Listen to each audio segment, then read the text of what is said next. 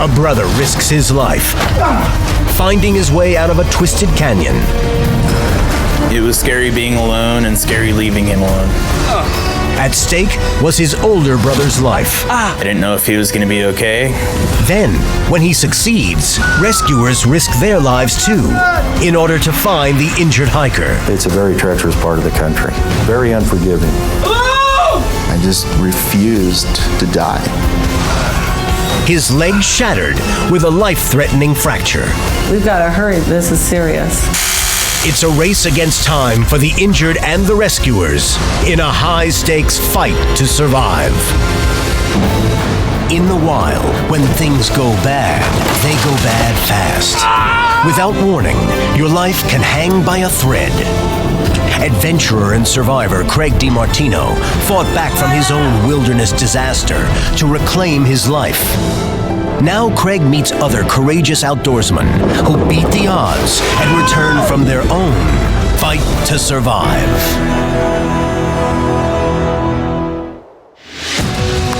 Hi, I'm Craig DiMartino. When accidents happen, we tend to look back and mull over what we could have done differently. For the Harris brothers, Justin and Jeremy, maybe they should have decided to not go hiking in a remote Utah canyon on an unseasonably cold day. But it didn't matter when Justin fell 20 feet, shattering his leg beyond use. Dying from hypothermia was a real threat for both of them. If Jeremy couldn't find his way out of the canyon in time to get help, the harrowing hours they would each spend alone would likely be their last.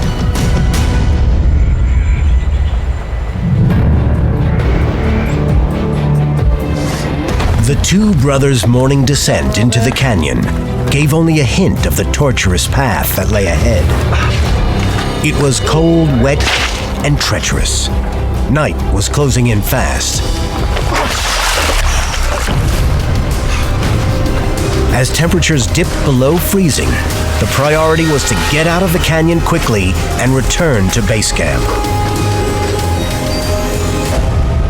You gotta down climb, come on. Then, when Justin fell and broke his leg, their bad situation became a whole lot worse. What are we gonna do? I'll climb through, I'll get help, and I'll bring help back. We made the decision that Jeremy was going to have to get out of there. I love you. I love you. As he was getting ready to leave, we told each other that we loved each other, we'd be strong, and we'd be able to get out of this. I remember him going farther down the canyon from me, and he was gone. Justin estimated that it could take Jeremy about 3 or 4 hours to wind the few miles out of the canyon and hike back to their base camp. From there, his brother would call for help, and then it would probably take another 3 or 4 hours before a rescue team arrived. In the meantime, Justin could do nothing more than suffer his painful injury and the numbing cold. I remember just feeling really miserable, really angry, thinking how stupid I was. How could I let that happen? I just leaned into the wall and cried for a while.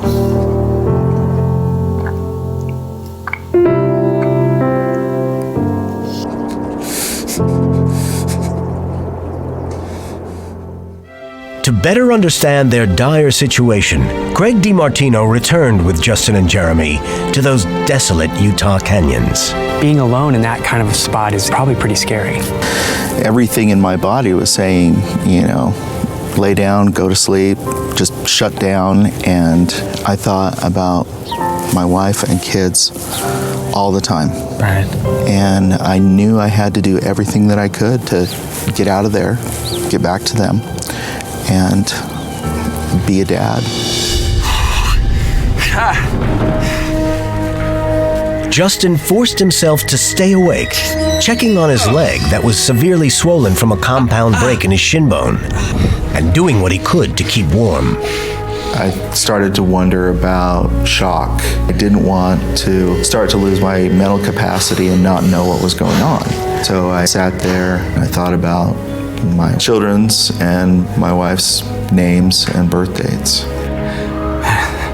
Just repeated that over and over again. And I thought if I could do that 100 times and not forget things, then I was doing fine. February 4th. The morning sun brought some relief from the bitter cold. Hello? He expected rescuers to arrive by midday. Hello? His hope of salvation faded along with the daylight. Dreams of a quick rescue gave way to the nightmare of spending a second night alone in the cold canyon.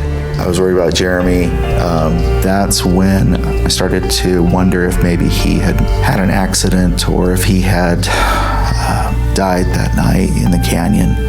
If it's been 24 hours and I haven't heard from anybody, then there's a good chance that he didn't make it out.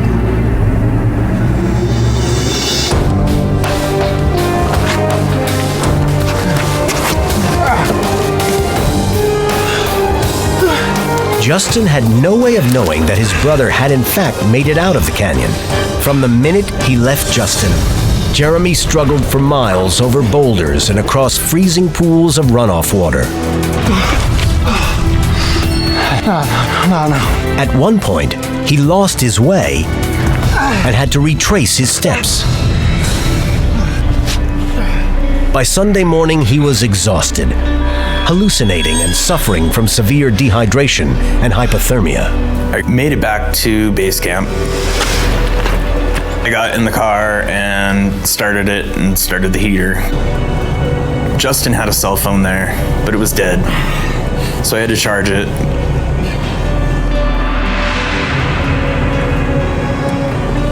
There was no signal at all, zero.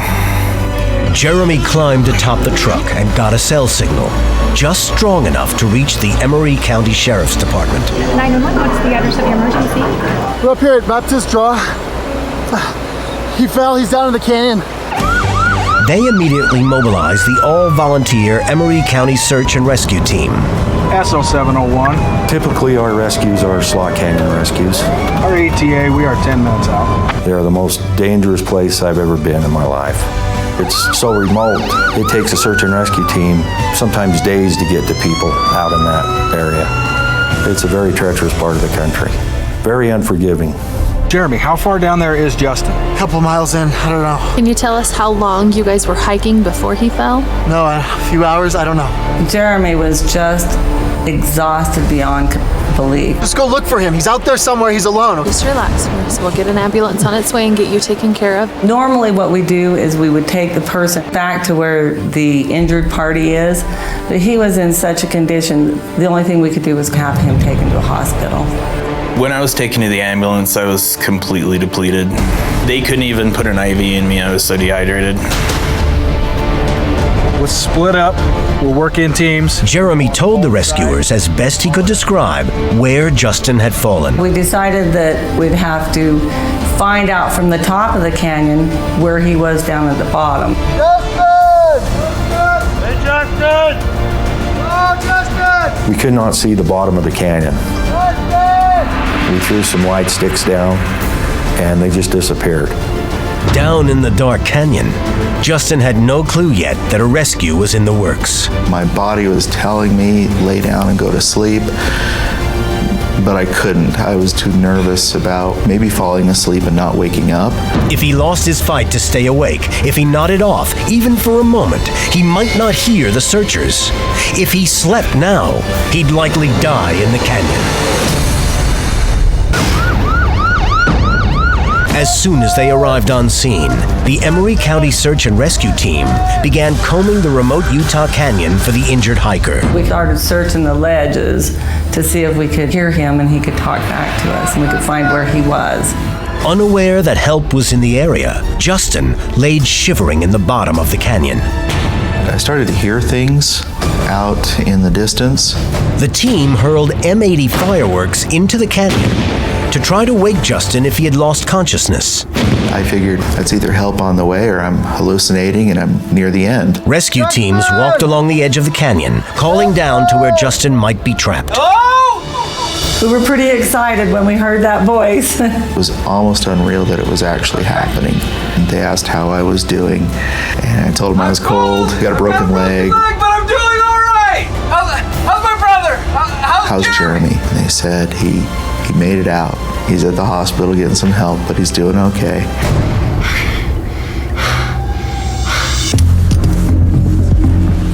The crew estimated that Justin was nearly 500 feet below the mesa. A few team members began a treacherous rappel down the steep canyon walls. We had to do 3 rappels in the dark. Couldn't even see the bottom of where we were rappelling.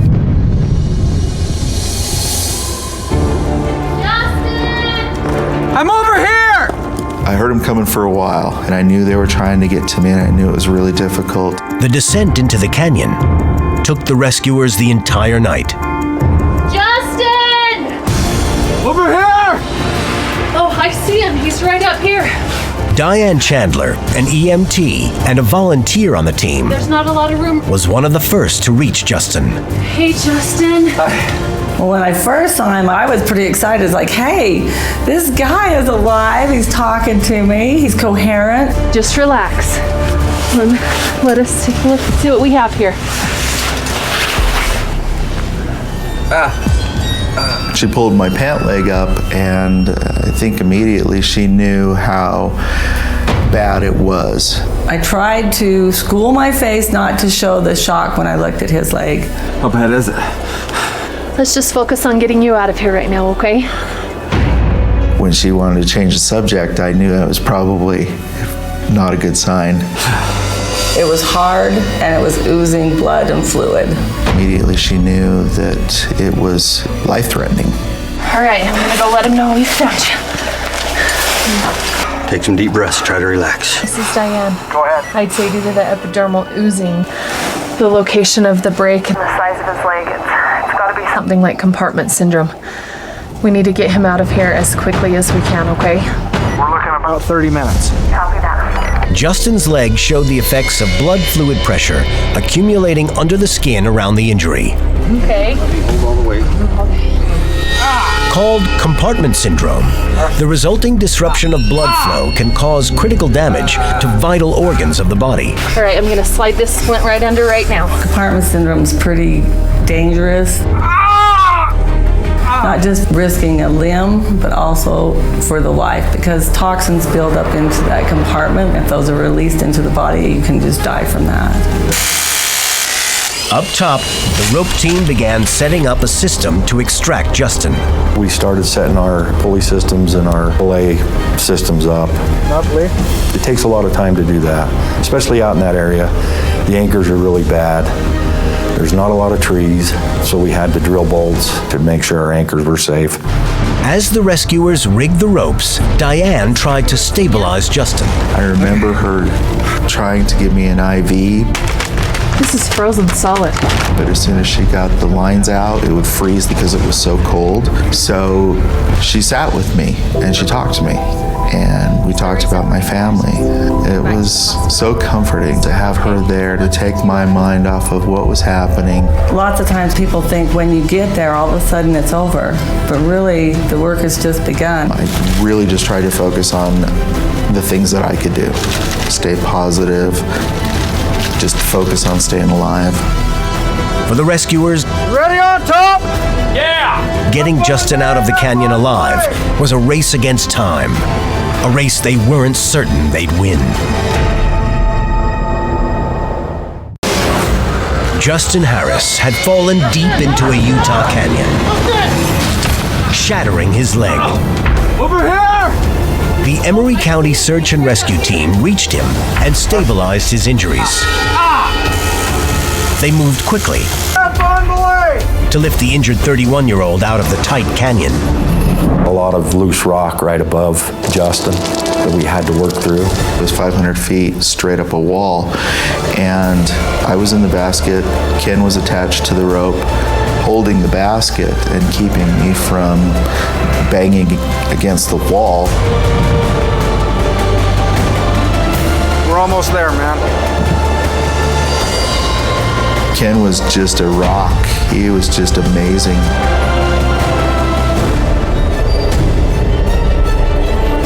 There were several obstacles we had to overcome. The team on top worked their guts out getting me and Justin up.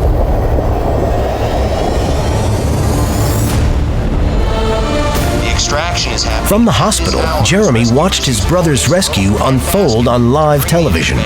I knew that they were hauling him up the wall, but I didn't know that he had made it up until I saw it on television. Frigid November temperatures have added to the urgency. Yeah. Justin, it's your wife. Hey, Trish. I was able to tell my wife I loved her and she loved me, and that things were going to be okay.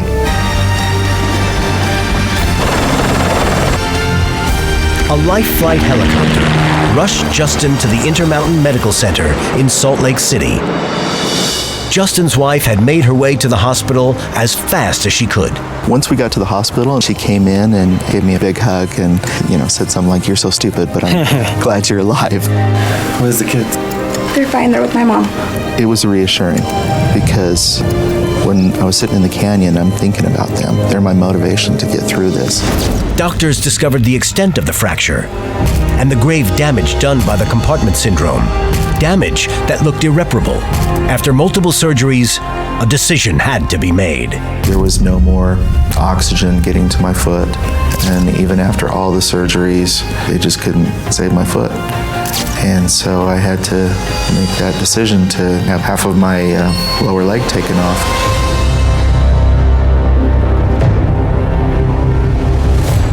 A canyoneer's worst nightmare. Slipping off a high ledge and shattering a leg.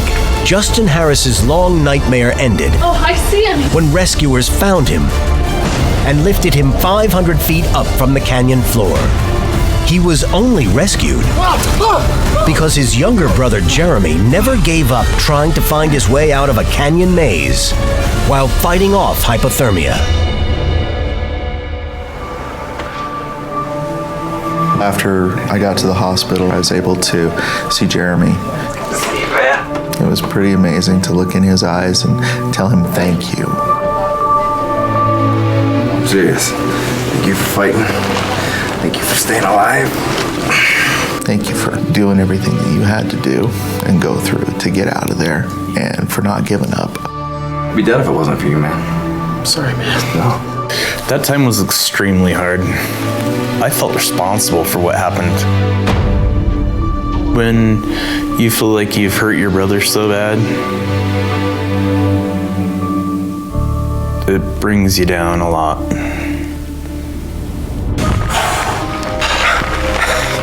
I'm gonna take a picture. Okay. That night in the canyon, just before Jeremy left Justin to get help, they took a snapshot of each other. They had no idea if they'd ever see each other again. Remember those pictures I took?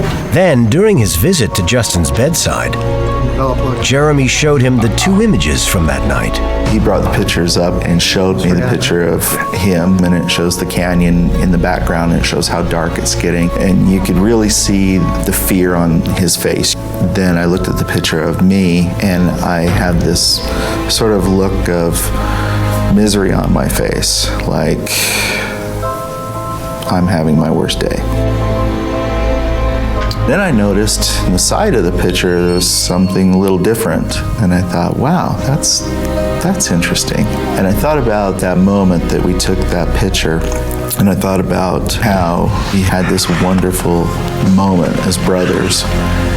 And I thought, well, maybe we captured an angel. It's my guardian angel. Wow, I never noticed that. That guardian angel may have helped save Justin from the canyon, but it couldn't help save Justin's leg. We got to the point where there was no blood flow anymore. Yeah. And it was obvious that the leg was deteriorating fast. I did some real soul searching and thinking about what that would mean for me as a husband, as a provider, as a father. And I realized that all the things that matter weren't going to change. It's just a leg. Right. I'm still here. It's not Justin, it's a leg. I'd give the other one to stay alive. Right. It's just amazing to have that second chance and still be here. Not long after the accident, Justin's wife Trish gave him some wonderful news. They were going to have another baby, a girl. We named her Emery Faith Harris in honor of Emery County Search and Rescue. Life today is great, is challenging. I've learned that sometimes you have to plan a little bit more in advance, and you might have to find a different way to do something, but I found that I can do just about anything I want to do. So you haven't been like in the climbing setup kind of since that day? Craig returned with Justin to the remote Utah canyons that he had once enjoyed exploring. Go right in here, and the rope will run nice and smooth, kind of like what you guys did that day. You know, a couple longer rappels, but it'll get you down to the bottom.